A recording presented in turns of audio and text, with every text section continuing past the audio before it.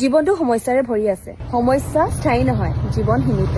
গতিকে সমস্যাটোৰ সন্মুখীন হওক আত্মবিশ্বাসেৰে আৰু জীৱনৰ প্ৰতিটো মুহূৰ্ত উপভোগ কৰক।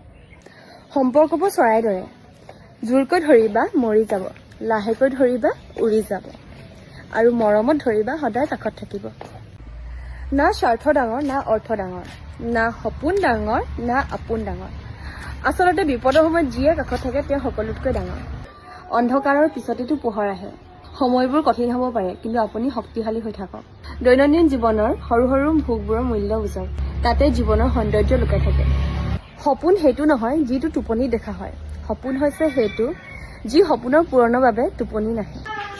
আপুনি সেইখন টেবুলত বহি নাথাকিব য'ত আলোচনা বেলেগৰ বিষয়ে হয়, কাৰণ আপুনি উঠি অহা পাছত তেওঁলোকৰ পৰৱৰ্তী বিষয়টো আপুনিয়েই হ'ব। মানুহে প্ৰশংসা কৰে লোভত, সমালোচনা কৰে হিংসাত, আৰু সম্পৰ্ক গঢ়ে স্বাৰ্থত। কোনোবাই তোমাক মূল্য দিয়ক বা নিদিয়ক, তুমি সৎকৰ্ম কৰি যোৱা, কাৰণ ইয়াৰ প্ৰতিজন মানুহে তোমাক নিদিলেও ঈশ্বৰে কিন্তু দিব।